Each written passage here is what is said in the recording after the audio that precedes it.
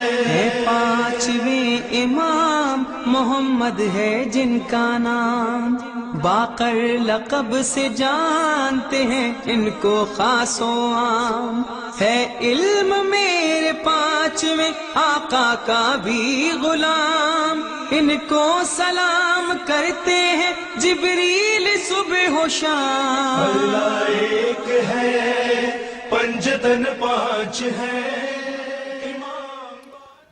اعوذ باللہ من الشیطان الرجیم، بسم اللہ الرحمن الرحیم۔ الحمد للہ رب العالمین بارئ الخلائق اجمعین، والصلاة والسلام علی عبد اللہ ورسولہ وحبیبہ وصفیہ وحافظ سرہ ومبلغ رسالاتہ، سیدنا و مولانا ابی القاسم محمد۔ اللہم صلی علی محمد وآل محمد وعلی آل بیتہ الطیبین الطاہرین المعصومین، لا سیما ابا جعفر محمد بن علی محمد بن علی صلوات اللہ وسلامہ علیہم، ولعنۃ اللہ علی اعدائہم اجمعین من الآن الی قیام یوم الدین۔ اما بعد، قال محمد بن علی صلوات اللہ وسلامہ علیہما: الکمال کل الکمال التفقہ فی الدین وتقدیر المعیشہ والصبر علی الرضایا۔ اللہ تعالیٰ کی توفیقات شامل حال ہیں کہ آج اس مبارک شب میں، ماہ رجب کی پہلی شب میں، آپ ناظرین و سامعین سے مخاطب ہیں۔ سب سے پہلے میلاد باسعادت و مبارک امام محمد باقر علیہ الصلوۃ والسلام کی مبارکباد مولا امام زمانہ کے حضور، تمام دنیا اسلام خصوصاً اس امام کے پیروکاروں کو، شیعوں کو مبارکباد عرض کرتے ہیں، اور ہماری دعا ہے پروردگار عالم ہماری زندگی اور موت کو اس امام کے ساتھ اس کی محبت پر قرار دے اور روز محشر انہی کے ساتھ محشور فرمائے۔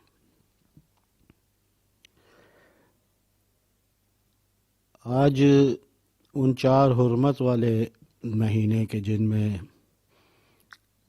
جنگ و قتال حرام ہے، جنگ و جدال حرام ہے، ان میں یہ پہلا مہینہ ہے جو ماہ رجب کا، کہ جس کو پروردگار عالم نے انسانوں کی مغفرت اور عبادت کے لیے قرار دیا۔ چند جملے ماہ رجب کے حوالے سے آپ کی خدمت میں عرض کروں، اور یہ سب کچھ مفاتیح الجنان میں یا جو دور دراز ممالک میں ہیں وہ نیٹ کے اوپر سرچ کریں گے تو ماہ رجب کی فضیلت کو آپ گوگل پہ سرچ کریں یا اعمال ماہ رجب، تو یہ آپ کو سب کچھ وہاں پر مل جائے گا اگر مفاتیح نہیں بھی آپ کے پاس۔ ویسے ایک شیعہ گھرانے کے لیے ضروری ہے کہ وہ قرآن مجید، نہج البلاغہ اور مفاتیح الجنان کو اپنے گھر میں ضرور رکھیں۔ یہ جو مسلسل 3 مہینے آئیں گے، ہمارے بزرگان جو تھے، ہمارے نیکان، وہ لوگ ان تینوں مہینے میں مسلسل روزے رکھا کرتے تھے، ماہ رجب، ماہ شعبان اور ماہ رمضان، اور انتہائی فضیلت ہے ان تینوں مہینوں میں روزے رکھنے کی۔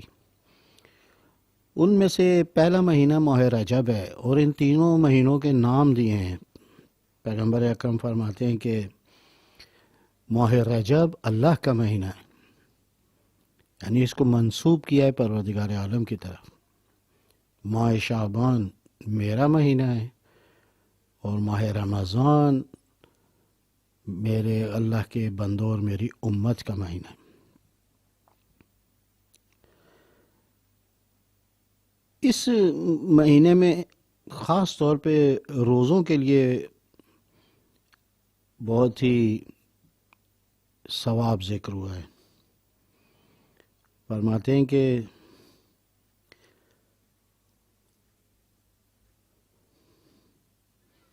امام موسیٰ کاظم علیہ السلام فرماتے ہیں کہ ماہ رجب میں ایک روزہ رکھنے سے جہنم کی آگ 1 سال کی مسافت تک دور ہو جاتی ہے۔ جو شخص 3 دن روزے رکھے تو جنت کے لیے واجب ہو جاتی، جنت اس کے لیے واجب ہو جاتی ہے۔ اور حضرت فرماتے ہیں کہ رجب بہشت میں ایک نہر ہے، رجب ایک نہر کا نام ہے جس کا پانی دودھ سے زیادہ سفید، شہد سے زیادہ شیرین، اور جو شخص اس ماہ میں 1 دن کا روزہ رکھے تو وہ اس نہر سے سیراب ہوگا۔ اس مہینے کو رجب کو السب بھی کہا جاتا ہے، کیونکہ اس مہینے میں اللہ تعالیٰ فرماتے ہیں کہ میری پیغمبر اکرم فرماتے ہیں کہ اس مہینے میں میری امت پر خدا کی رحمت بہت زیادہ برستی ہے۔ یہ خلاصہ ہے کہ پروردگار عالم نے باوجود اس کے کہ ہماری گناہوں کو اور ہماری بے توجہیوں کو خیال نہیں کیا، بلکہ پھر بھی اس نے اپنے گناہ گاروں کے لیے، اپنے دروازے پہ بلانے کے لیے، ان کی بخشش کے لیے اس مہینے کو قرار دیا اور اس کی روز و شب کی عبادتوں کو قرار دیا تاکہ اس کے ذریعے اپنے بندوں کو اوپر اپنی نعمتیں اور رحمتوں کا نزول کرے۔ آج کی شب کے جو اعمال ہیں ان میں سب سے پہلا تو ماہ رجب کا پہلا دن جو ہے اس میں سب سے پہلی بڑی تاکید جو ہے وہ روزہ رکھنے کی ہے۔ روایت ہے کہ حضرت نوح علیہ السلام اس دن کشتی پر سوار ہوئے اور آپ نے اپنے ہمراہیوں کو روزہ رکھنے کا حکم دیا، پر جو شخص اس دن کا روزہ رکھے تو جہنم کی آگ اس سے 1 سال کی مسافت کے برابر دور رہے گی۔ دوسرا اس روز کا غسل ہے۔ تیسری کہ جو شیخ نے بشیر دخان سے اور انہوں نے امام جعفر صادق علیہ السلام سے روایت فرمایا، پہلی رجب کے دن امام حسین کی زیارت کرنے والوں کو خدا تعالیٰ یقیناً بخش دے گا۔ زیارت امام حسین علیہ السلام ہے۔ اس کے بعد کچھ دعائیں ہیں، اور 5ویں جو ہے وہ نماز حضرت سلیمان جو 10 رکعت ہے، 2 رکعت کے پڑھ کر ہر رکعت میں سورہ الحمد کے بعد 3 مرتبہ سورہ توحید اور 3 مرتبہ سورہ کافرون کی تلاوت کرے۔ نماز کا سلام دینے کے بعد ہاتھوں کو بلند کرے۔ اس کے بعد دعا ہے، یا من ارجو لکل خیر وامن سخط عند کل شر یا من یؤتی الکثیر بالقلیل۔ ماہ رجب کی ہر نماز کے بعد مرسوم ہے ہماری مسجدوں میں، امام بارگاہوں میں، کہ اس دعا کو پڑھا جاتا ہے۔ انتہائی معنی خیز ہے، یا من یؤتی الکثیر بالقلیل، جو تھوڑے سے زیادہ عطا کرتا، یا من یؤتی من سأل، اس کو عطا کرتا ہے خدا کہ جو اس سے سوال کرتا ہے، یا من یؤتی من لم یسألہ ومن لم یعرف، پروردگار اس کو بھی دیتا ہے کہ جو اس سے نہیں مانگتا ہے، کبھی اس کے دروازے پر نہیں جاتا ہے، کبھی اس کے آگے ہاتھ نہیں پھیلاتا ہے، اپنے ہاتھوں کو اس کی بارگاہ میں بلند نہیں کرتا ہے، سوال ہی نہیں کرتا ہے، خدا اس کو بھی دیتا ہے، حتیٰ اس کو بھی دیتا ہے من لم یعرف، جو اس کو پہچانتا ہی نہیں ہے، اس کی معرفت بھی نہیں رکھتا۔ میرا خیال ایسے خدائے مہربان اور بخشنے والے کی طرف سال میں ان ایام میں ہمیں توجہ ضرور کرنی چاہیے۔ آج شب ولادت باسعادت حضرت امام محمد باقر علیہ السلام ہے۔ چند نکات آپ لوگوں کی خدمت میں عرض کرتا ہوں۔ سب سے پہلے تو مولا کا نام محمد ہے، پیغمبر اکرم کے اوپر ہے، لقب باقر ہے، اور کنیت ابو جعفر ہے۔ باقر کیوں کہا گیا؟ اس کو 2 جائز سے، ایک تو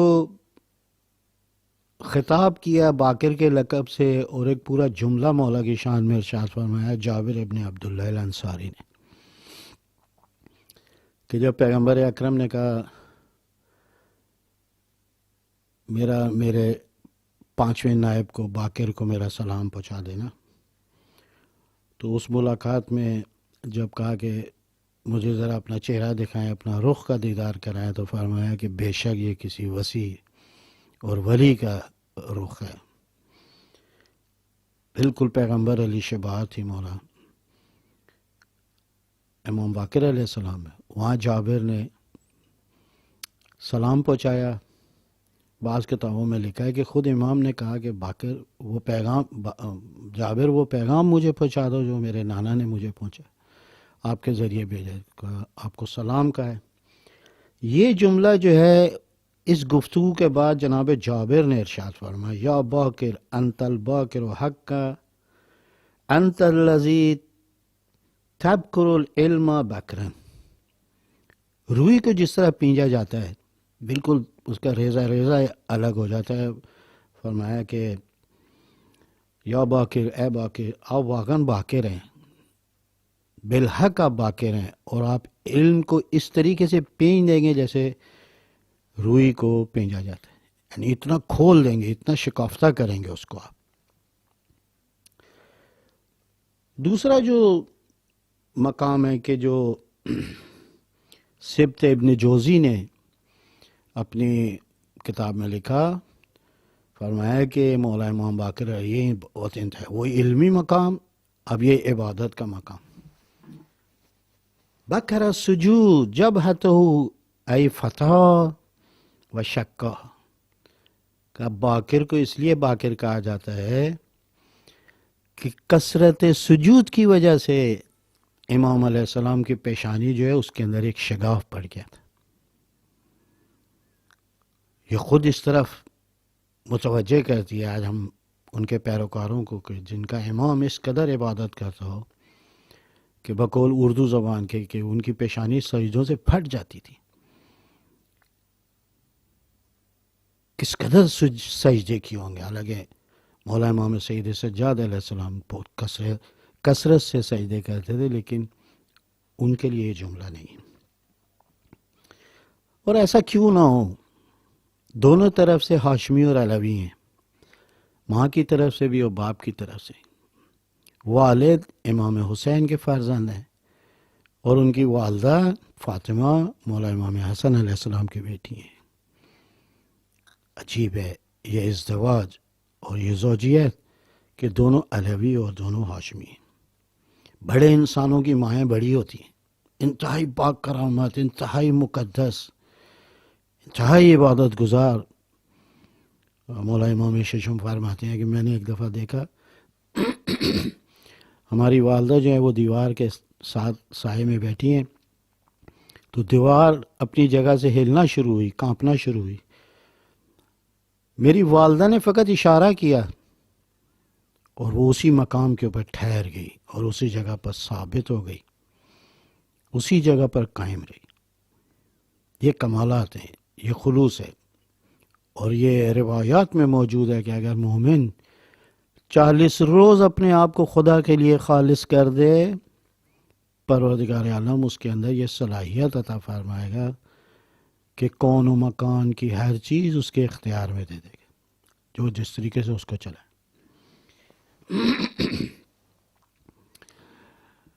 57 کے اندر 57 ہجری میں مولا کی ولادت باسعادت مدینہ منورہ میں ہوئی، اور کربلا کے جتنے بھی حوادث ہیں، جتنی بھی شہادتیں ہیں، واقعات ہیں، کربلا کے بعد شام تک اور شام کے بعد مدینے تک کا پورا سفر اور یہ مصیبتوں کو مشاہدہ کیا، بالحضور مشاہدہ کیا مولا امام باقر علیہ السلام نے. کربلا میں فقط دو امام موجود تھے، امام زین العابدین علیہ السلام اور مولا امام باقر علیہ السلام. بچپن یعنی تقریباً 3.5-4 سال کی عمر میں ان تمام حوادث کو دیکھا، اور انہی سختیوں کی وجہ سے ان کی شخصیت میں وہ پختگی پیدا ہوئی کہ تمام تر مشکلات کے اندر پہاڑ کی طرح استوار رہے اور مضبوطی سے اپنے قدم کو جما کے رکھا اور ہر مشکل کا مقابلہ کیا. جہاں تک علم امام کا تعلق ہے کہ اس کے اوپر تھوڑی سی گفتگو بھی کریں گے، کہ جب ایک دن جابر ابن عبداللہ الانصاری سے ملاقات ہوئی تو امام علیہ السلام نے فرمایا جابر تم جو اپنی وصیت کرنا چاہتے ہو کر لو، ان قریب تم دنیا سے گزر جاؤ گے۔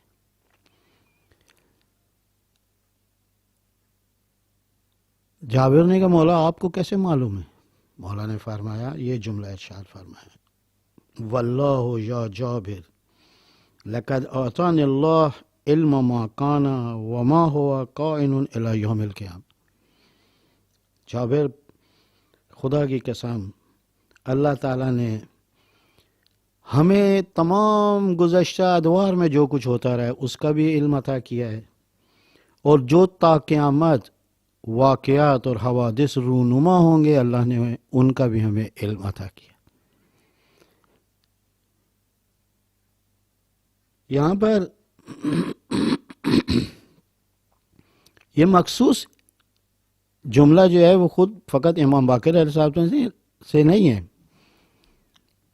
تمام ائمہ کی خصوصیت یہی ہے، تمام ائمہ معصومین کی خصوصیت یہ ہے، چاہے مولا امیر المومنین علیہ السلام ہو، چاہے مولا امام حسن ہو، مولا امام حسین ہو، سید سجاد ہو، امام جعفر صادق علیہ السلام، ان سب کا علم جو ہے اسی ہے، یعنی کوئی چیز بھی کائنات کی اس خاندان کے ان ولیوں اور اوصیاء سے پوشیدہ نہیں ہے۔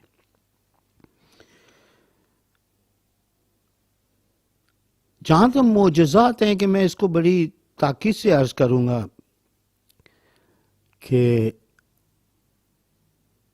جب مولا مسجد میں داخل ہوئے، ظاہر مدینے کی مسجد تھی،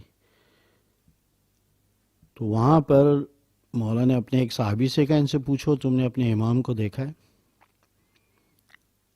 تو ہر ایک سے پوچھا، کسی نے کہا نہیں کہا کہ امام کو ہم نے دیکھا، لیکن جب ایک نابینا صحابی امام علیہ السلام کا داخل ہوا اور مولا نے کہا اس سے پوچھو کہ تو نے اپنے امام کو دیکھا ہے، تو میں اپنے انداز میں عرض کروں، اس نے کہا کہ یہ بھی کوئی پوچھنے کی بات ہے، امام وہ کھڑے ہوئے جو آنکھوں والے ہیں، وہ نہیں مولا کو شناخت کر پا رہے، وہ نہیں دیکھ پا رہے۔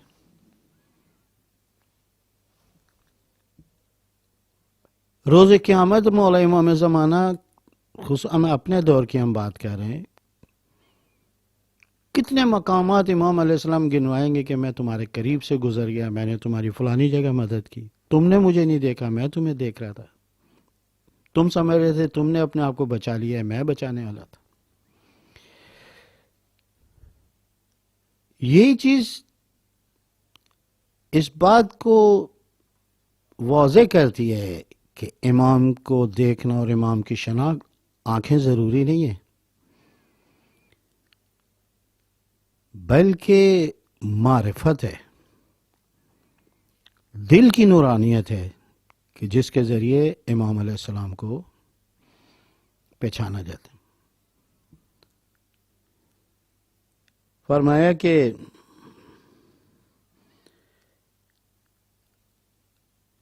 مجھے امام کو پہچاننے کے لیے آنکھوں کی ضرورت نہیں ہے، میں اپنی دل کی نورانیت سے ہی امام کو پہچان۔ اب چند نکات امام علیہ السلام کی زندگی کے جو بہت اہم ہیں وہ آپ لوگوں کی خدمت میں ایک ایک کر کے عرض کرتا ہوں۔ پہلی چیز تو یہ کہ مولا کو جو امامت ملی ہے وہ 93 سال میں، تقریباً سن 93 ہجری یا 94 ہجری کے اندر مولا کو امامت ملی، یعنی پیغمبر اکرم کی رحلت اور وفات کے تقریباً 80-82 سال کے بعد۔ یہ جو 80 سال کا عرصہ ہے، اس میں بڑی تیزی سے معاشرے کو جہالت کی طرف لے جایا گیا۔ پیغمبر اکرم نے ایک انقلاب معنوی، ایک انقلاب عقیدتی پیدا کیا، دنیا کے عقائد کو وہ شکست دی، ان کو انقلاب تہذیب تھا، ثقافت تھا، ایک انقلاب جو تھا وہ علمی تھا کہ پیغمبر اکرم نے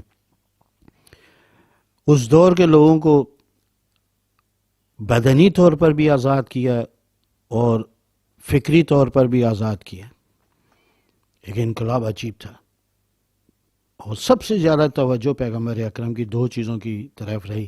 ایک انسان کو غلامی سے آزاد کیا جائے، اور دوسری انسان کی جہالت کو دور کیا جائے، اس کو علم سے مزین کیا جائے. لیکن افسوس کہ پیغمبر اکرم کے بعد یہ سلسلہ تقریباً اس صدی کے آخر تک جو ہے وہ رکا رہا. مولا امیر المومنین کو فرصت نہیں دی گئی کہ وہ شاگرد تربیت کر سکیں. مولا امیر المومنین کی تمام زندگی جو ہے پیغمبر کے بعد وہ اختلافات، وہ کافی عرصہ تو مولا جو ہے وہ امور حکومتی سے دور رہے، اور اس کے بعد جب ظاہری خلافت کے اوپر آئے تو اس وقت بھی مولا کو عقائد کے اندر جو ہے الجھا دیا گیا، مختلف عقائد میں الجھا دیا گیا، جنگوں میں الجھا دیا گیا، اختلافات میں جو ہے الجھا دیا گیا، اور مولا کو وہ اصلی کام جو پیغمبر اکرم تھا کہ معاشرے کو تعلیم و تربیت کیا جائے اس سے روکا گیا. تو یہ خود اس بات کی ہے کہ جب کسی معاشرے کو اختلافات میں الجھایا جاتا ہے تو اس کا مطلب یہ ہے کہ ان کو تعلیم و تربیت سے روکا جاتا ہے. آپ لوگ دیکھیں جن خاندانوں میں اختلافات زیادہ ہیں ان کے اندر بڑی مشکل سے بچے جو ہے وہ تعلیم حاصل کر سکتے ہیں، بڑی مشکل سے ان کی تربیت ہو پاتی ہے. جو سارا دن وہ اختلافات کی باتیں سنتے ہیں، اس کے تانے، اس کی باتیں، تو وہ تربیت و تعلیم کی طرف ان کی توجہ بہت کم ہوتی. الحمدللہ جب یہ خلافت تبدیل ہوئی اور دو قبیلے آپس میں بڑے لڑ پڑے، مولا امام باقر علیہ السلام کو فرصت ملی کہ اپنے نانا کے افکار کو اور ان کے مقاصد کو دوبارہ جلا بخشے، دوبارہ اس کا سلسلہ آغاز کریں. لہٰذا اس نقطے کی طرف توجہ کریں. ہم لوگوں کو جب اپنے دشمن کے مقابلے میں فرصت ملتی ہے، وقت ملتا ہے، موقع ملتا ہے، ہم اس سے انتقام لینے کی کوشش کرتے ہیں کہ انہوں نے ہمارے اتنے شہید کیے ہیں، ہم بھی ان کے مارے ہیں. جیسے ہمارے یہاں پر آج کل قبیلوں میں ہے، ذاتی دشمنی ہے، خاندانی دشمنی ہے، سینکڑوں آدمی قتل ہو چکے ہیں آج تک، خاندان کے خاندان لڑ رہے ہیں، قبیلوں کی لڑائی. مولا کو جب یہ فرصت ملی، مولا نے انتقام نہیں لیا ان لوگوں سے، بلکہ اس فرصت سے استفادہ کیا تعلیم و تربیت کے لیے. اس فرصت سے استفادہ کیا کہ معاشرے کو تعلیم دی جائے، ان کی تربیت کی جائے. لہٰذا تقریباً 80-82 سال کے وقفے کے بعد مولا امیر المومنین کو فرصت نہیں ملی، مولا امام حسن کو نہیں فرصت دی گئی، مولا امام حسین کو موقع نہیں دیا گیا. کربلا، پھر اس کے بعد سفر، پھر مولا سید سجاد کی زندگی آپ اٹھا کے دیکھیں، اور 93 کے اندر جا کر مولا سید سجاد کی شہادت ہوئی ہے. اس وقت جا کر یہ خاندان جو ہے ایک دوسرے کے پیر در پہ ہوئے اور مولا کو فرصت بھی. جیسے ہی مولا کو فرصت کی، وہی پیغمبر اکرم کا کام شروع کیا، معاشرے کو تعلیم دینا، تربیت کرنا، سینکڑوں شاگرد پیدا کیے. جس طرح پیغمبر اکرم نے مختلف لا دین بے دین عقائد کا مقابلہ کیا، مولا امام باقر علیہ السلام نے بھی اس طرح کیا، اور الحمدللہ ان کی کوششیں ہیں کہ دوبارہ فقہ محمدی زندہ ہوئی، اور اس کو جا کر کمال پر پہنچایا امام جعفر صادق علیہ السلام نے، کہ آج ہم فقہ محمدی ان کے نام سے مشہور ہے، فقہ جعفری. تو الحمدللہ فرصتوں سے علم و تربیت، تعلیم و تربیت کے ہمیں استفادے کرنے چاہیے. دوسری چیز جو مولا کی زندگی سے ہمیں سیکھنی چاہیے، بڑی اہم ہے، وہ یہ ہے کہ آج کے دور میں تو تقریباً کوئی گھرانہ ایسا نہیں ہوگا جس کے اندر کوئی غم نہ ہو، کوئی مشکل نہ ہو، کوئی پریشانی نہ ہو. شاید ہی کوئی ایسا گھرانہ ہو کہ جو اس سے مبرہ ہو، اس سے آزاد ہو. مولا امام جعفر صادق علیہ السلام فرماتے ہیں جب ہمارے بابا کو کوئی مشکل ہوتی تھی یا محزون ہوتے تھے، حزن آتا تھا ان کے اوپر، کوئی مشکل آتی تھی، پریشانی آتی تھی، کوئی غم آتا تھا، ہمارے بابا کا طریقہ کار یہ تھا کہ اپنی بیوی اور اپنے بچوں کو اکٹھا کرتے تھے اور کہتے تھے میں اللہ کی بارگاہ میں دعا کرتا ہوں، تم لوگ آمین کہنا. یہ ایک زبردست روش ہے کہ مشکلات میں ہم لوگ گلے کرتے ہیں، یار یہ تنخواہ کم ہو گئی ہے، یار وہ بیمار ہو گیا، یہ ہو گیا، وہ ہو گیا. ہم دنیا کے آگے جو ہے وہ اپنی مشکلات کو رکھتے ہیں اور اپنے آپ کو سبک کرتے ہیں، اپنے آپ کو ہلکا کرتے ہیں. لیکن جب امام علیہ السلام کو کوئی مشکل پیش آتی ہے بارگاہ خدا میں، پورے گھر کے ساتھ مل کر ماحول معنوی، گھر کا ماحول معنوی، گھر کا پورا ماحول خدا کی بارگاہ میں حاضر. دیکھیں ایک مشکل سے امام علیہ السلام اپنے گھر کے ماحول کو کس طرح معنویت کے اندر تبدیل کر رہے ہیں، روحانیت کے اندر تبدیل کر، ذکر خدا میں کس طرح تبدیل کریں، مشکل و پریشانی کے اندر بچوں کو اکٹھا کریں. دوسری بھی دلیل یہ ہے کہ امام علیہ السلام جب اپنے بیوی اور بچوں کو شامل کر رہے ہیں تو یہ پیغام دینا چاہتے ہیں کہ میں تمہارے بغیر نامکمل ہوں. میری شخصیت اس وقت کامل ہوگی، باکمال ہوگی کہ جب تم لوگ میرے ساتھ ہوگے. میں تمہارے سے جدا ایک ناقص انسان ہوں. تیسری چیز، شاید اس جملے کے ذریعے مولا یہ بتانا چاہتے ہوں کہ میرا تمہارے اوپر اعتماد ہے، اسی لیے تو تمہیں کہہ رہا ہوں کہ میں دعا کرتا ہوں آمین کو. لہٰذا یہ جملہ کہنا کہ اکثر ہم لوگ بچپن میں سنا کرتے تھے کہ اپنے بیوی اور اپنے بچوں کو ایک شخص کہتا ہے مجھے تمہاری ضرورت نہیں ہے. امام علیہ السلام جن کی دعا کو پروردگار رد نہیں کرے گا، امام ہے، معصوم ہے، اس کی دعا رد نہیں ہوگی، وہ اس کے باوجود اپنے بیوی اور بچوں کو کہتا ہے تم لوگ بیٹھو میں دعا کرتا ہوں، تمہارے آمین کی مجھے ضرورت ہے، میں تمہارے بغیر نامکمل ہوں، میرا تمہارے اوپر اعتماد ہے. اپنے گھر کی فضا کو اس طریقے سے تبدیل کیا. دوسرا یہ کہ میں تمہارے اوپر اعتماد کرتا ہوں اور میرے نزدیک تمہاری اہمیت ہے. پیغمبر اکرم فرماتے ہیں آج بہت ساری چیزیں، کوئی کہتا ہے جی یہ دعا پڑھ لو تمہاری روزی گشاد ہو جائے گی، کوئی کہتا ہے قرآن کی یہ آیت پڑھ لو روزی گشاد ہو جائے گی، کوئی کہتا ہے کچھ، کوئی کچھ کہتا ہے. لیکن میں نے ایک پیغمبر اکرم کی روایت کو پڑھا.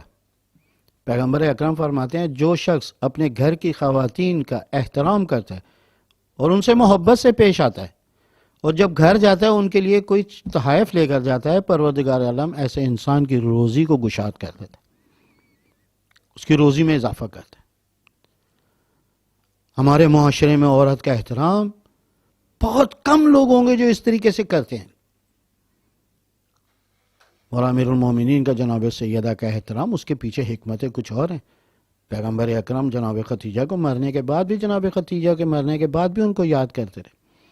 لہٰذا ایک نقطہ تو یہ ہے کہ جب آپ کو کوئی پریشانی ہو آپ سیرت امام باقر علیہ السلام پر چلیں، اپنے بیوی بچوں کو اکٹھا کریں، دعا کریں، ان سے کہیں آمین کریں. دوسری چیز جو امام علیہ السلام سے ہمیں بہت سیکھنی چاہیے وہ کثیر الذکر ہونا ہے.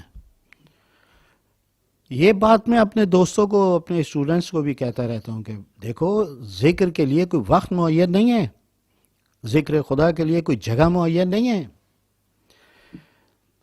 اصحاب امام فرماتے ہیں ہم نے کبھی امام علیہ السلام کو بغیر ذکر کے نہیں دیکھا، چاہے وہ کام کر رہے ہوں، چاہے وہ کھانا کھا رہے ہوں، چاہے وہ سفر میں ہوں، چاہے کوئی بھی کام کر رہے ہوں، ذکر الہی میں مصروف رہتے ہیں. جیسے جناب سیدہ چکی چلا رہی ہیں، ذکر الہی میں مصروف ہیں، صفائی کر رہی ہیں گھر کی، ذکر الہی میں مصروف ہیں، کنویں سے پانی بھر رہی ہیں، ذکر الہی میں مصروف ہیں، کھانا پکا رہی ہیں، ذکر الہی میں مصروف ہیں. آپ انداز دیکھیں، یہی صفت ضروری نہیں ہے کہ ہم امام حسین کو کربلا میں جا کر زیارت کریں. آپ یہیں سے بیٹھ کر ایک دفعہ کہیں السلام علیکم یا ابا عبداللہ. ضروری نہیں ہم کربلا میں جا کر گریہ کریں، یہیں سے ہم لوگ کربلا کی زیارت کریں. ایک دفعہ آپ لوگ شہدائے کربلا کو اس طرح جائیں. اس کا بڑا فائدہ ہے. اگر کوئی انسان اپنے کام کے ٹیبل کے اوپر بیٹھ کر ذکر الہی میں مصروف ہے، ایک ڈرائیور جو ہے وہ اسٹیئرنگ پہ بیٹھ کر ذکر الہی میں مصروف ہے، ایک خاتون برتن دھوتے ہوئے ذکر الہی میں مصروف ہے، گھر کی صفائی کرتی ہوئی ذکر الہی میں مصروف ہے، اس کا مطلب یہ ہے کہ اس نے شیطان کے حملوں کے مقابلے میں اس ذکر کو سپر قرار دے دیا. اب شیطان کسی بھی دروازے سے، کسی بھی طرف سے آپ کی زندگی میں نفوذ نہیں کر سکتا. یہ ہے ذکر کا فائدہ. انسان گناہ نہیں کر سکتا. ایک انسان کے جو ٹیبل کے اوپر اپنے آفس میں یا روڈ کے اوپر ذکر الہی میں مصروف ہے، وہ کس طریقے سے کسی سے رشوت کا مطالبہ کر سکتا ہے، وہ کس طرح کسی سے پیسے کا مطالبہ کر سکتا ہے؟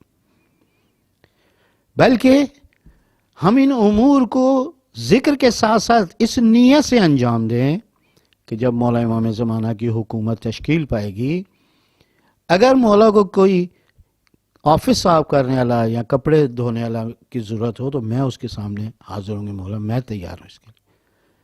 ایک ٹیچر جو ہے وہ فقط اس لیے نہیں پڑھا کہ میں پڑھاتا ہوں میرے کو تنخواہ مل جائے گی، نہیں، مولا کو بھی اپنی حکومت کی تشکیل کے اندر علمی اداروں کو چلانا ہوگا، تعلیمی اداروں کو چلانا ہوگا۔ کوشش کریں اس نیت سے کہ میں اتنی سچائی کے ساتھ پڑھوں کہ امام کی حکومت میں تعلیمی اداروں میں بچوں کو تعلیم دے سکوں۔ مزدور بھی اسی طریقے سے اپنے آپ کو تبدیل کر سکتا ہے، سپاہی ہے امام زمانہ میں، کہ اگر مولا کو کسی مزدور کی ضرورت پڑی، میں مولا کی حکومت کے اندر اس طرح تگاری اٹھاؤں گا۔ اس کو کہتے ہیں ہم لوگ ایک مہدوی کلچر کو تشکیل دینا۔ ہم لوگ بھی جو ہے ذکر الہی کے ساتھ کثیر الذکر تھے، حتیٰ مولا کھانا کھاتے ہوئے اگر کوئی وقفہ مل جاتا تھا اس کے اندر بھی ذکر الہی میں مصروف ہے۔ اگر زبان نہ بھی چلے، انسان دل سے خداوند عالم کی طرف متوجہ رہے۔ یہ وہ چیزیں ہیں کہ جو آپ کے اوپر شیطان کے دروازوں کو بند کر دے گی، کسی بھی راستے سے شیطان جو ہے آپ کی زندگی میں نفوذ نہیں کر سکے گا۔ تیسری چیز جو میں آپ لوگوں کی خدمت میں عرض کروں، بہت ہی اہم ہے، وہ یہ کہ امام علیہ السلام، مولا امام باقر علیہ السلام انتہائی زحمت کش تھے، انتہا درجے کے۔ کتابوں میں لکھا ہے امام اچھی خاصے املاک کے مالک تھے، زرعی زمینیں تھیں امام علیہ السلام کے پاس، مویشی بہت تھے۔ ان تمام چیزوں کے باوجود امام علیہ السلام اپنی کھیتی کے اندر، اپنی زمین کے اندر پھاوڑا اور ہل اپنے ہاتھوں سے چلاتے۔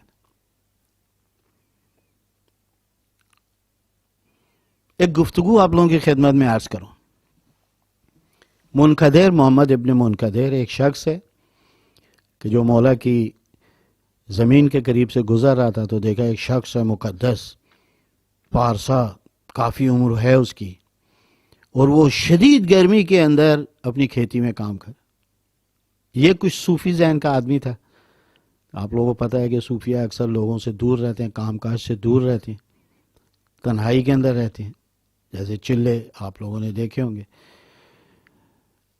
اس نے کہا میں نصیحت کروں گی اس کا، کیا قریب کہا کہ آپ اپنی سن و سال دیکھیں، آپ اپنے بدن کو دیکھیں، آپ اپنے سرمایہ کو دیکھیں، اتنا سب کچھ ہونے کے باوجود آپ اس گرمی کے اندر کام کر رہے ہیں۔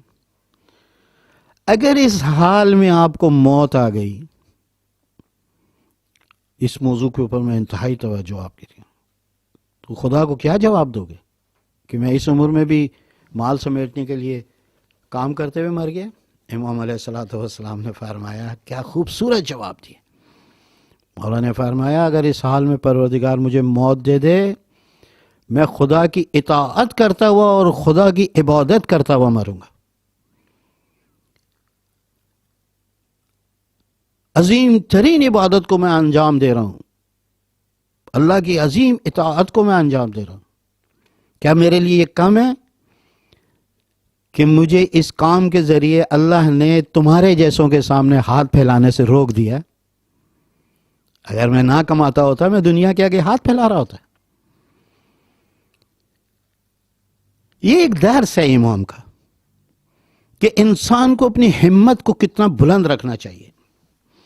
پیغمبر اکرم سے ایک حدیث آپ لوگوں کی خدمت میں پیش کروں، ملعون من القا کلہ علی الناس۔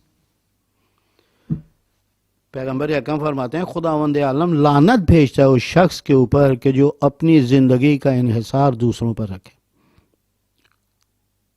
اپنا بوجھ دوسروں کے کاندھوں پر ڈال دے، خدا لعنت کرتا ہے اس کے اوپر۔ پیغمبر اکرم کے پاس ایک جوان آیا، پیغمبر اکرم اس کی اخلاق سے بڑے متاثر ہوئے، کیا زبردست اخلاق ہے اس کا۔ جب وہ چلا گیا تو پیغمبر اکرم نے اپنے اصحاب سے پوچھا یہ کیا کام کرتا ہے؟ کہا یا رسول اللہ بیکار ہے۔ پیغمبر اکرم نے سر نیچے کیا، کہا کہ اس کا خرچہ کون پورا کرتا ہے؟ کہا اس کا بھائی ہے جو اس کے اخراجات اٹھاتا ہے۔ پیغمبر اکرم نے فرمایا اس کا بھائی اس سے زیادہ بااخلاق اور عبادت گزار ہے، کہ جو کم عبادت کرتا ہے لیکن اپنے بلبوتے کے اوپر جیتا ہے، ہمت کرتا ہے، خود کماتا ہے۔ دوسرا جو اہم نقطہ ہے وہ یہ ہے کہ ہمارے یہاں پر جب کچھ زیادہ مقدس اور پارسا ہو جاتا ہے، بیچارہ کوئی کام کرتا ہے وہ اب شرم محسوس کرتا ہے،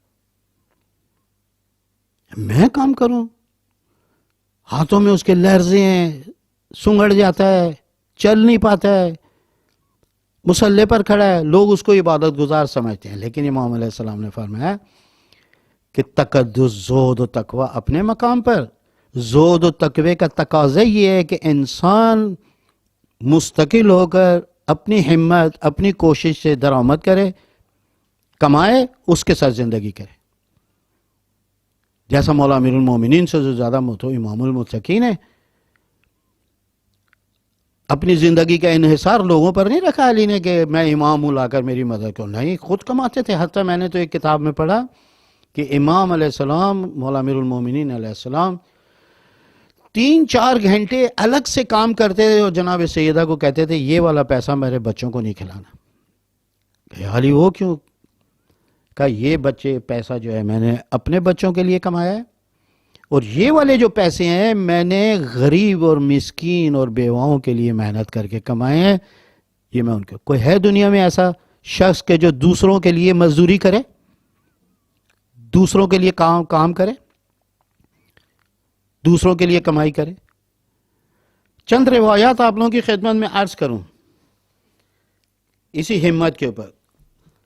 مولا امیر المومنین فرماتے ہیں قدر المرء بقدر ہمت۔ دنیا میں ہر کوئی جاتا ہے بازار میں قیمت لگاتا ہے، منڈی میں جاتا ہے جانور کی قیمت لگاتا ہے، کاروں کے شو روم میں جاتا ہے کار کی قیمت لگاتا ہے۔ ایک شخص مجھے ایسا بتایا کہ جس نے اپنی قیمت بھی لگوائی ہو کہ میری کیا قیمت ہے۔ لوگوں سے پوچھیں ذرا میری کیا قیمت ہے، پہلے تو ان کو یہی سمجھ میں نہیں آئے گا یہ پوچھ کیا رہا ہے ہم سے۔ کبھی انسانوں کی بھی قیمت لگتی ہے، وہ غلاموں کی نہیں، وہ زمان۔ مولا فرماتے ہیں اگر کسی انسان کو دیکھنا چاہتے ہو کہ اس کی شخصیت کتنی ہے، وہ کتنا باقیمت انسان ہے، بے قدر ہمت ہے، اس کی ہمت کو تولو، جتنی اس کے اندر ہمت ہوگی اتنی اس کی قیمت ہوگی۔ کیا خوبصورت حدیث مولا امیر المومنین۔ بعض لوگوں میں بیچاروں میں ایک پانی اٹھا کے پینے کی ہمت نہیں ہے، کیسے وہ اولاد ہے، خصوصاً وہ نوجوان کہ جن کے بوڑھے والدین آج بھی ان کو پال رہے ہیں، ان کے اندر یہ ہمت نہیں ہے۔ ایک باپ جو ہے وہ 7 بچوں کو پال لیتا ہے، لیکن 7 بچے مل کر ایک باپ کو اور ایک ماں کو نہیں پال پاتے۔ میری زندگی میں ایسے لوگ گزرے ہیں، 4 بیٹے شادی شدہ، ان کو بیٹوں نے گھر سے نکال دی، باپ بیچارہ بلک رہا ہے۔ اسی کراچی شہر کے اندر بعض اوقات میں رکشہ چلاتے ہوئے ڈرائیوروں کو دیکھتا ہوں، بعض اوقات گریہ بھی آتا ہے، مجھے رونا بھی آتا ہے، یار آخر کون سی اس کو مجبوری ہے، بیچارہ 75 سال کا 80 سال کا رکشہ چلا رہا ہے، لوگوں کے آرام کے دن ہیں، لوگوں کے سکون کے دن ہیں، یہ بیچارہ ابھی بھی محنت کر رہا ہے۔ میں اپنی گاڑی سلو کر لیتا ہوں، کوشش کرتا ہوں یہ مجھ سے پہلے چلا جائے، اس کو کوئی تکلیف نہ ہو، بیچارہ بریک مارے گا میں تیز چلاؤں گا، گھبرا نہ جائے، اس عمر میں اس کے حواس صحیح نہیں ہے، کہیں ٹکر نہیں مار دے، اس نیت سے کہ بیچارہ آرام سے گزر جائے میں گاڑی سلو کر لیتا ہوں۔ مجھے افسوس ہے کراچی کے اندر بہت ساری باتیں میں کروں ایسی کہ نوجوان اس طرح گاڑیاں چلاتے ہیں، گندے پانی میں سے گزرتے ہیں، چھینٹے اڑاتے ہیں، کوئی بائک کے اوپر ہے، کوئی رکشے کے اندر بیٹھا ہے، اس کے کپڑے خراب ہو رہے ہیں۔ کل رینجرز کی گاڑی کو ایک لڑکے نے تیز چلاتے ہوئے مار دیا، اس میں سے ایک شہید بھی ہو گیا۔ یہ کون سا طریقہ ہے شہر کے اندر آپ اتنی تیز گاڑی چلائیں کہ ایک گاڑی کو آپ ٹکر ماریں اور اس میں 5-6 آدمی زخمی ہو جائیں اور 3 بالکل موت کے نزدیک پہنچے۔ قدر ہمت ہے، یہ اس کی ہمت ہے جو اب تک بیچارہ چلا رہا ہے۔ مولا امام حسن علیہ السلام کا قول سنیں، 3 جملے مولا سے پوچھا، مل مروہ یا ابو القاسم، مردانگی کس کو کہتے ہیں، غیرت کس کو کہتے ہیں؟ 3 جملے مولا نے ارشاد فرمائے، ان 3 میں سے میں ایک آپ کی خدمت میں عرض کرتا۔ مولا نے فرمایا لا مروت من لا ہمت لہ. جس انسان کے پاس ہمت نہ ہو اس کے پاس غیرت بھی نہیں ہوتی ہے. غیرت ہمت والوں کا کام ہے، غیرت مند ہے جو کسی کے آگے ہاتھ نہیں پھیلاتے. ایک بات کو آپ لوگوں کی خدمت میں عرض کرنا چاہتا ہوں، اور وہ یہ کہ آج جن لوگوں نے زحمتیں کی، سفر کیے، بھوک کاٹی، پیاس کاٹی، تکلیفیں اٹھائیں، اپنے خاندان چھوڑ کر، اپنے ملک اور علاقے کو چھوڑ کر دور دراز علاقوں کے اندر گئے اور اسلام کی تبلیغ کی، آج ان کے مرکز ہیں. آج ان کے درباروں کے اوپر جاؤ، ان کے روضوں کے اوپر جاؤ، ایسے افراد ملتے ہیں کہ جو اتنے کم ہمت ہیں کہ سارا دن بھوکے بیٹھے ہیں کہ کوئی نیاز ہے تو کھا لیں، کوئی آئے ان کی مدد کر دے، اور اس کو وہ فقیری کا نام دیتے ہیں. اس کو آپ لوگ، یہ کون سا طریقہ ہے؟ باہمت لوگ گھر کو تشکیل دیتے ہیں، بچے پرورش کرتے ہیں، بچے پرورش کرنے کے بعد معاشرے کی تحویل میں دیتے ہیں، اپنی محنت سے کمائے ہوئے پیسے سے کھانا کھاتے ہیں. وہ مراکز جو ہمت کے مظہر تھے، وہ مراکز جو شجاعت اور غیرت کے مراکز سے، آج ہم لوگوں کے اس قسم کے افراد سے جو وہ جگہ بھری ہوئی. اور ان چیزوں کو یورپ کے اسکالرز نے اپنی کتاب میں لکھا ہے کہ اسلام میں بہت سارے لفظ جو انتہائی مقدس تھے اور بڑے محترم تھے، آج کے مسلمانوں نے اس کو تبدیل کیا. جس میں سے ایک توکل. توکل کا یہ معنی ہے کہ کوئی کام کرنا چھوڑ دو، لیٹ جاؤ، اللہ دے گا. توکل کا مطلب یہ ہے کہ سارا سال نہ پڑھو، اس کے بعد امتحان میں اللہ پاس کر دے گا. یہ توکل. توکل کا معنی یہ پوری ہمت سے کام کرو، اس کے بعد خدا کے اوپر چھوڑ دو. پوری کوشش کے ساتھ کام کرو، پھر خدا کے اوپر چھوڑ دو. ان میں سے دوسرا صبر ہے. جو آپ کے اوپر ظلم کر رہا ہے، ایک گال پہ مارا، دوسری بھی اس کے آگے کر دی، اس کو صبر کہتے ہیں. صبر وہاں پر ہے کہ جہاں پر بعض اوقات حکمت ہوتی ہے، جہاں پر آپ کی ہمت نہ ہو. جیسے بیماری ہے، وہاں پر آپ کچھ نہیں کر سکتے، خدا کے ہاتھ میں. صبر کریں. غربت ہے، آپ نے پوری کوشش کر لی ہے، وہ خدا کے ہاتھ میں روزی دینا. یہ اس کو کہتے ہیں صبر. نہ یہ کہ صبر ہے بس صبر کرو، بھوکے ہو بھائی جا کے ہمت کر کے کچھ کما. نہیں، صبر اس قسم کے معنی یورپینس نے، خاص طور پہ میں نے ایک آرٹیکل کا ترجمہ کیا تھا اردو سے فارسی میں، اس کے اندر ایک جرمن اسکالر نے ان باتوں کو لکھا تھا. آخر میں 2-3 جملے اس بارے میں آپ لوگوں کی خدمت میں عرض کروں. مولا، یہ جو میں نے حدیث کو بیان کیا مولا امام باقر علیہ السلام کی، اپنے خطبے میں مولا فرماتے ہیں الکمال کل الکمال. 3 چیزیں میں کمال جو ہے نا، پورا کا پورا کمال، وہ 3 چیزوں میں. التفقہ فی الدین، دین میں غور و فکر کریں عزیزو. امامت کیوں فرض ہوئی ہے؟ خدا کون ہے؟ نبی کا کیا وظائف ہیں؟ کیا ذمہ داری ہیں؟ کیا خصوصیات ہیں؟ امامت کی کیا خصوصیات ہیں؟ امامت کی کیوں ضرورت ہے؟ قیامت کیا ہے؟ اس کے بعد خاص طور پر میں انتہائی ادب و احترام کے ساتھ اپنے تمام دیکھنے اور سننے والوں کی خدمت میں عرض کروں گا، اس طرح تشریح جس طرح میں کر رہا ہوں آپ لوگ سنیں. اللہ تعالیٰ نے عبادات کو آپ کے اندر خوف خدا پیدا کرنے کے لیے واجب قرار دیا. اعبدوا ربکم الذی خلقکم والذین من قبلکم لعلکم تتقون. سورہ بقرہ 21ویں آیت. عبادت کرو جس نے تمہیں پیدا کیا ہے، تم سے پہلے والوں کو بھی پیدا کیا ہے. لعلکم تتقون. عبادت کا نتیجہ تقوی ہے. تقوی کا فائدہ خدا کو ہے، خدا کو تقوی ہوگا. وہ اپنی عبادت کے ذریعے ہمیں فیض پہنچانا چاہتا ہے. وہ چاہتا ہے نماز میری پڑھو، فیض تمہیں ملے گا. جیسا کہ ابھی ماہ رمضان آنے والا ہے، اس کے لیے بھی فرمایا کتب علیکم الصیام لعلکم تتقون. روزے تمہارے لیے اس لیے فرض کیے تاکہ تمہارے اندر تقوی و پرہیزگاری پیدا. انشاءاللہ کبھی موقع ملا تو تقوی کی کہاں ضرورت ہوتی ہے وہ آپ لوگوں کی خدمت میں عرض کروں گا. مولا امیر المومنین علیہ السلام نے بھی اپنے اس خطبے کے اندر، جو اپنے اس خط کے اندر جو عثمان ابن حنیف کو بصرے میں لکھا تھا، گورنر تھا مولا کا، اس کو لکھا عینونی بالورا والاجتہاد، میری مدد کرو اپنے تقوی کے ذریعے، اپنی کوششوں کے ذریعے، پاک دامنی کے ذریعے۔ بے نمازی کا دھبا لگا ہوا ہے، رشوت کا دھبا لگا ہوا ہے، وعدہ خلافی کا دھبا لگا ہوا ہے، بچیوں پہ بے پردگی کا دھبا لگا ہوا ہے۔ افسوسناک ہے مولانا المفرمی عفت والسداد۔ یہاں پر اکثر لوگوں نے کہا خوش روئی، یعنی خود ایک مومن کو دوسرے مومن کو مسکرا کر دیکھنے سے علی کی مدد ہوتی۔ اس تقوی کی علی کو ضرورت ہے، آپ کی نعرہ حیدری سے زیادہ ضرورت ہے آپ کے تقوی کی علی کو۔ جب تک آپ کے اندر تقوی پیدا نہیں ہوگا، کسی نظام کو اور کسی قانون کو آپ قبول نہیں کریں گے۔ ہر قانون اطاعت طلب کرتے ہیں، ہر قانون کے اوپر عمل کرنے میں کچھ پابندیاں ہوتی ہیں، کچھ محدودیتیں ہوتی ہیں۔ یہ تقوی کے جو آپ کا، لہذا مولا امیر المومنین فرماتے ہیں مجھے تمہارے تقوی کی ضرورت ہے، میری مدد کرو اپنے تقوی کے ذریعے۔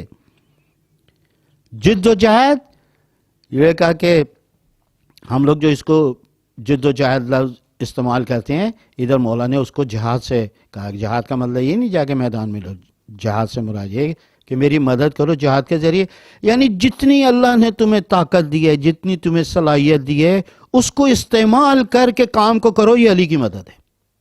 عفت و پاک دامنی کے ساتھ مدد، التفقہ فی الدین۔ اللہ نے یہ دین، یہ واجب، یہ حرام تمہاری تربیت کے لیے بنائے ہیں، اللہ کو ضرورت نہیں ہے۔ التفقہ فی الدین۔ اسی لیے پیغمبر اکرم نے فرمایا جو شخص ہفتے میں ایک روز اپنے دین کے اندر غور و فکر نہیں کرتا ہے، روز قیامت میں بھی اسی طریقے سے بے رخی اختیار کروں گا جس نے آج اس نے دنیا میں اپنے دین اور اپنے مذہب سے بے رخی اختیار کی ہوئی۔ حتی امام جعفر صادق علیہ السلام نے فرمایا کہ اگر کوئی مومن کا بیٹا، شیعہ مومن کا بیٹا میرے پاس لایا جائے جو دین میں غور و فکر نہیں کرتا ہے، میں اس کو تعذیب کروں گا، لأجعتہ، بعض جگہوں پر لکھا میں اس کو کوڑے ماروں گا۔ آج یہ دین کے اوپر سوچ و بچار نہ کرنے کا نتیجہ ہم لوگ سمجھ رہے ہیں کہ عبادت کا فائدہ اللہ کو ہوتا ہے، یار نماز پڑھ، نہیں، اللہ تعالیٰ نے ہر واجب تمہاری تربیت کے لیے قرار دی، ہر حرام تمہاری تربیت کے لیے قرار دی، بعض روحانیت اور بعض اوقات تمہاری صحت کے لیے۔ یہ مت کھاؤ یہ ہمارے بدن کو نقصان ہے۔ امریکہ والے اس بات کو دبا گئے کہ جہاں پر سور کے گوشت کے ٹکڑے ہوتے تھے، وائرس وہاں سے شروع ہوا، انہوں نے چائنا کی طرف اس کا رخ موڑ دیا۔ آج پتہ پڑا سور کا گوشت جو ہے کتنے خطرناک جو ہے وائرس وہ چھوڑتا ہے اپنے وجود میں سے۔ شراب کو اسی لیے حرام کیا کہ تمہارے بدن کے لیے نقصان ہے۔ تمہاری اگر عقل زائل ہو گئی، کوئی پتہ نہیں ہے، شراب کی حالت میں تم اپنی عزت ناموس کے اوپر حملہ کر بیٹھو۔ شراب تمہارے ہوش و حواس، تمہارے اختیارات کو سلب کر لیتی ہے، یہ تمہاری تربیت کے لیے۔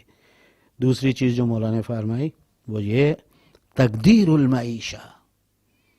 دنیا میں سب سے کامیاب آدمی وہ ہے کہ جو اپنی اکانومی کو منظم رکھتا ہے، کتنے خرچ کرنے ہیں، کتنے جمع کرنے ہیں، کتنے رکھنے ہیں، تقدیر المعیشہ۔ آج ہمارا پاکستان کسی بھی چیز میں تقدیر کا قائل نہیں ہے، نہ اکانومی میں، نہ تعلیم کے اندر، نہ تعمیر کے اندر، نہ کسی چیز میں بھی۔ ہم نے اس چیز کا خیال ہی نہیں رکھا، کہاں کتنا خرچ کرنا ہے، کہاں نہیں کرنا ہے، اس کے اہل ہی نہیں یہ لوگ۔ اور تیسری چیز جو مولانا نے فرمائی کہ کمال کل الکمال الصبر علی الرضا۔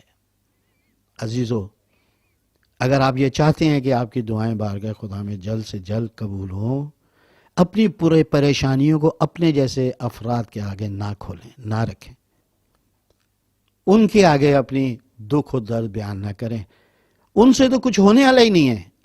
آپ کے درد و دل آپ جتنا اس کو حل کر سکتے تھے، جب آپ سے کچھ نہیں ہوا تو آپ دوسرے کو کیا بیان کریں گے؟ اس کو تو وہ درد کا احساس ہی نہیں ہے، اس مشکل کا احساس ہی۔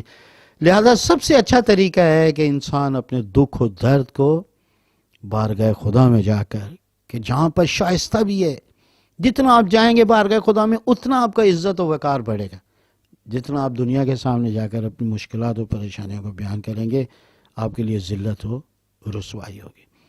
پروردگار عالم سے ہماری دعا ہے کہ پروردگارہ ہمیں اس شب مبارک میں ہمارے امام کے ظہور میں تعجیل فرما، ہم سب کو ان کے انصار و اصحاب میں قرار دے، تمام مومن و مومنات کی پریشانیاں دور فرما، ان کے گھروں پر اپنی خیر و برکات نازل فرما، جہاں جہاں پر بھی آباد ہیں ان کو اپنے حفظ و امان میں رکھ پروردگارہ۔ جتنے بھی مومنین بیمار ہیں، مومنات بیمار ہیں، ان سب کی صحت کامل و عاجل عنایت فرما، اور جو بھی اور ہمارے جتنے بھی محرومین ہیں ان سب کی مغفرت فرما، ہمارے گناہوں سے درگزر فرما، مومنین کی روزی میں برکت عطا فرما، اور آخر میں دعا کریں پروردگارہ ہمارے وطن عزیز پاکستان کی حفاظت فرما۔ پروردگارہ جو بھی اس کو نقصان پہنچا رہے ہیں اور قابل اصلاح نہیں ہے ان کو ذلیل و نابود فرما۔ پروردگارہ بحق محمد و آل محمد اس مبارک شب میں ہماری دعاؤں کو اپنی بارگاہ میں قبول فرما، اور ہمارے گناہوں سے خصوصاً ہمارے والدین اور مرحومین کی مغفرت فرما، ان سب کے گناہوں سے درگزر فرما۔ اللہم صلی علی محمد و آل محمد و عجل فرج۔